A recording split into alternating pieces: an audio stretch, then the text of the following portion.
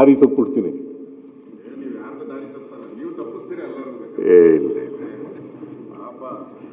ಪಕ್ಕದಲ್ಲೆಲ್ಲ ಇರೋರೆಲ್ಲ ಪಾಪ ದಾರಿ ತಪ್ಪಿಟ್ಟು ಕಾಣೆ ಔಟಿದ್ದಾರೆ ಅವರು. ಎಲ್ಲಿ ಹೋಗಿದ್ದಾರೆ, ಎಲ್ಲಿ ಹುಡುಕ್ಬೇಕು, ಅವ್ರನ್ನೆಲ್ಲ ಬ್ಯಾಟ್ರಿ ಹಾಕೊಂಡು ಹುಡುಕ್ಬೇಕು, ಆ ಸ್ಥಿತಿಗೆ ತಂದಿದ್ದೀರಾ. ಈಗ ನಿನಗೆ ದಾರಿ ತಪ್ಪಿಸಿದ್ದೀನೇನಪ್ಪ?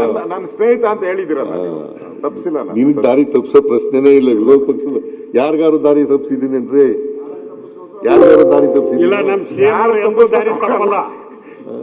ಅಲ್ಲ, ಯಾರನ್ನ ತಪ್ಪಿಸ್ಬೇಕು ಅವ್ರನ್ನ ತಪ್ಪಿಸಿದ್ರೆ, ಯಾರಿಗೂ ತಪ್ಪಿಸಲ್ಲ. ಯಾರನ್ನ ತಪ್ಪಿಸ್ಬೇಕು ಅವ್ರು ಕರೆಕ್ಟ್ ಅಧ್ಯಕ್ಷರೇ, ದಾರಿ ಕಾಣದಾಗಿದೆ ಅಂತ ಹೇಳ್ಬಿಟ್ಟು ರಾಘವೇಂದ್ರ ದೇವಸ್ಥಾನಗಳು ಸುತ್ತಾವ್ರೆ ಎಲ್ಲ ಕಡೆ ಹೋಗಿ. ಅದೇನಾದ್ರು ಆಗಿದ್ರೆ ಮಾನ್ಯ ವಿರೋಧ ಪಕ್ಷದ ನಾಯಕರು ಬೇರೆ ಯಾರಿಂದೋ ದಾರಿ ತಪ್ಪಿಬಿಟ್ಟಿದ್ದಾರೆ.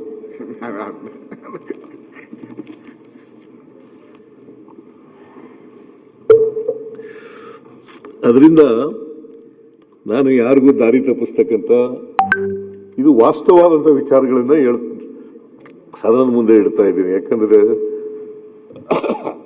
ಸದನ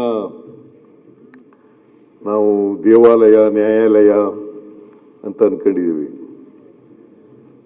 ಅದರಿಂದ ಈ ರಾಜ್ಯದ ಜನ 7 ಕೋಟಿ ಜನ ನೋಡ್ತಾ ಇದ್ದಾರೆ. ಅದರಿಂದ ದಾರಿ ತಪ್ಪಿಸ್ತಕ್ಕಂಥ ಪ್ರಶ್ನೆನೇ ಇಲ್ಲ. ಯಾರಿಗೂ ದಾರಿ ತಪ್ಪಿಸ್ತಕ್ಕಂಥ ಪ್ರಶ್ನೆ ಉದ್ಭವ ಆಗದೇ ಇಲ್ಲ. ಕರ್ನಾಟಕದ್ದು ಅಂದಾಜು